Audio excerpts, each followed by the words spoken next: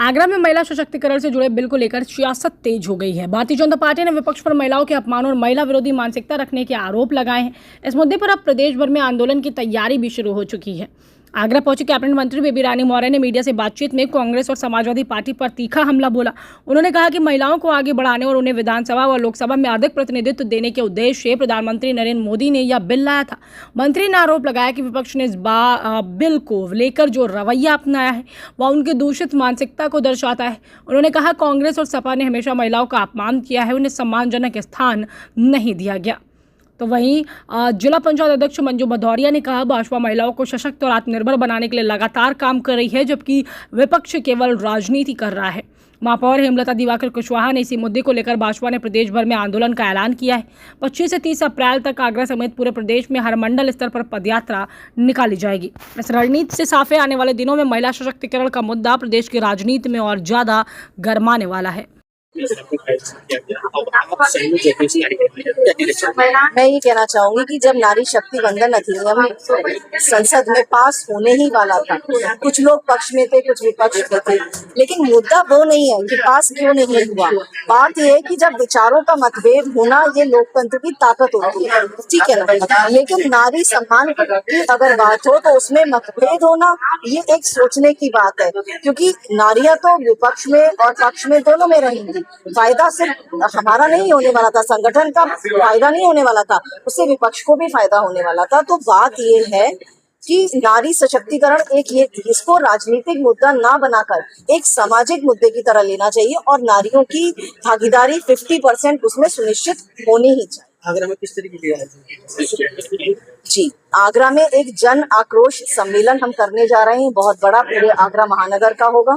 उसके अलावा मंडल में रैलियां निकाली जाएंगी, वो रैलियां मंडल वाइज होंगी, विधानसभा वाइज होंगी। इस तरह से सभी हर गली मोहल्ले हर जगह जाके हम महिलाओं को जागरूक करेंगे कि उनके अधिकारों को किस तरह से छीना गया है विपक्ष के द्वारा। कब से शुरू होंगे, कब तक? ये 23, 24, 25 में अभी हम कोई टेंटेटिव डेट बता नहीं सकते। इन 3 दिन हमें मिले हैं, इनमें से अभी हम महापौर जी के साथ बैठ के अपना डेट तय करेंगे कि हम किस दिन सम्मेलन करेंगे। और 25 से 30 अप्रैल तक ये मंडल में रैलियां निकाली जाएंगी। देखिए 2026, 16 और 17 को जो विधेयक पास होना था उसमें कांग्रेस, समाजवादी पार्टी, डीएमके और टीएमसी इन संगठनों ने जिस प्रकार से जो विरोध किया, विधेयक को पास नहीं होने दिया, ऐसे संगठनों के बारे में आज प्रेस पूरी यहाँ पर मौजूद है। मैं इतना ही कहूंगी कि जिस प्रकार से ये लोग महिला विरोधी कार्य करते हैं और हम भारतीय जनता पार्टी के कार्यकर्ता हैं, हमारे लिए ये कहा गया कि आप तो प्रधानमंत्री मोदी जी के साथ, उनके साथ खड़े होकर बातें करोगे, लेकिन मैं आपको बता देना चाहती हूँ कि प्रधानमंत्री जी के साथ हम लोग क्यों ना खड़े हों, क्योंकि हमेशा से प्रधानमंत्री जी महिला हितैषी रहे। जब से 2014 से उन्होंने केंद्र में प्रधानमंत्री पद की कमान संभाली, उन्होंने कहा कि मैं इस देश का प्रधानमंत्री नहीं, प्रधान सेवक के रूप में कार्य करूंगा और हमेशा महिलाओं के हित के बारे में कार्य किया। आज जब 2023 में 33% कोटा राजनीतिक महिलाओं के लिए उन्होंने निर्धारित किया, उसको पास किया, आज ये विरोधी दल उसका विरोध कर रहे हैं और मुझे खेद होता है इस बात के लिए कि उनके लोग भी, उनके महिलाएं भी वहां पर राजनीति करती हैं और ऐसे माहौल में वहां जब ये हमारा विधेयक संशोधन नहीं हो पाया 131वां, तो वहां पर बैठी विपक्षियों की महिला सांसद डेस्क को थपथपाकर खुशी जाहिर करती है। हमें खेद होता है इस बात के लिए कि वो भी एक महिला है।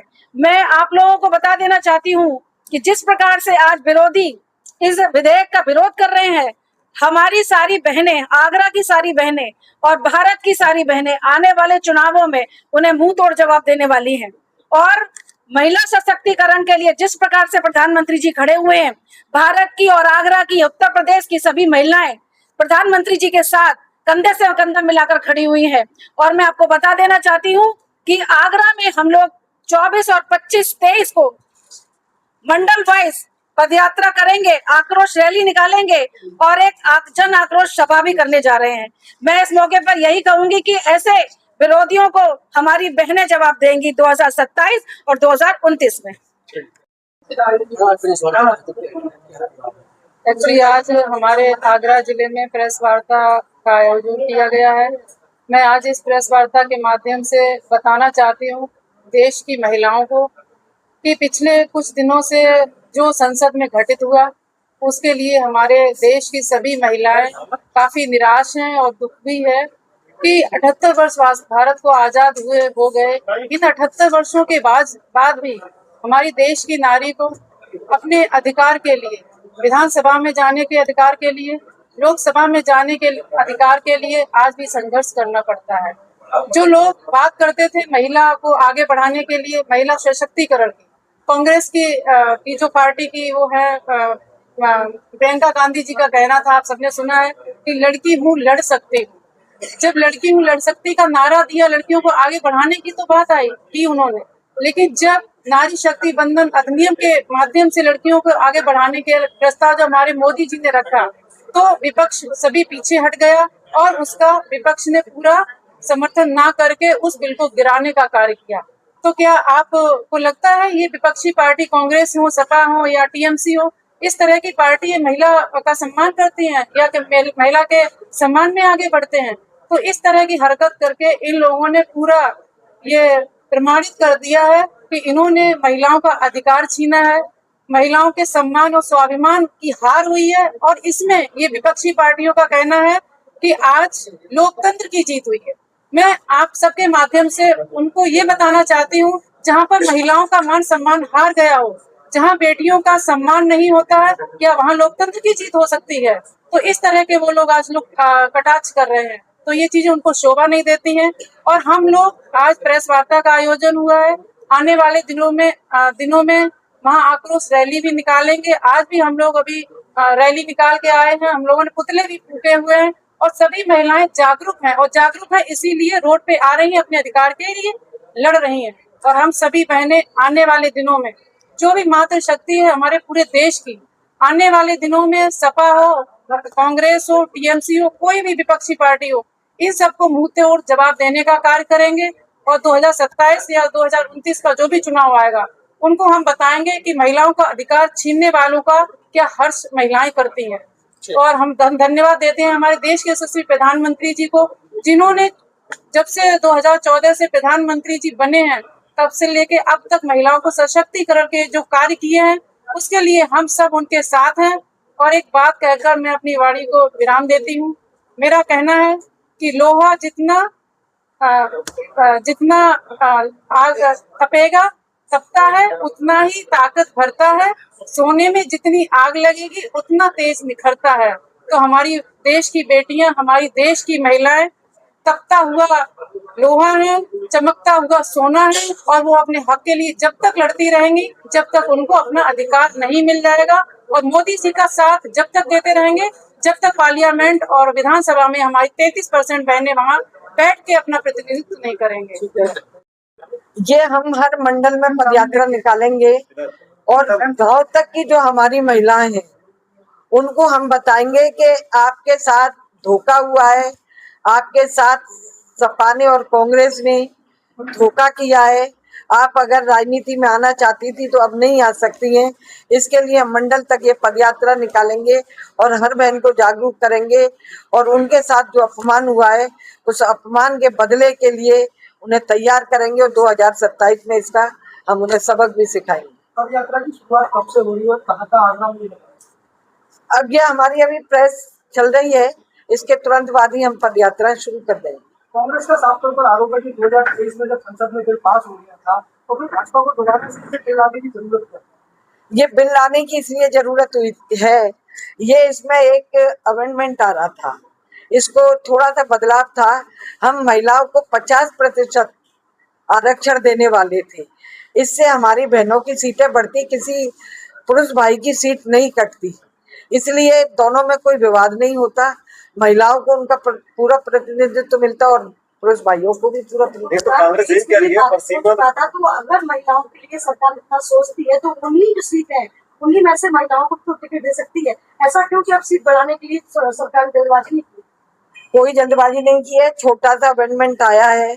अगर ये पास हो जाता तो हमारी सीटें लगभग 271 या 72 इतनी सीटें महिलाओं को मिलती, इतनी बहनें पार्लियामेंट में बैठती और पूरे देश में महिलाएं अपना जो देश के विकास के लिए अपना जो नीति निर्माण है उसमें पूरा योगदान देती। कांग्रेस का राहुल गांधी उनका कहना यह है कि हम महिला बिल के विरोध में नहीं है, तो प्रशिक्षण सरकार कर रही है उसके विरोध में।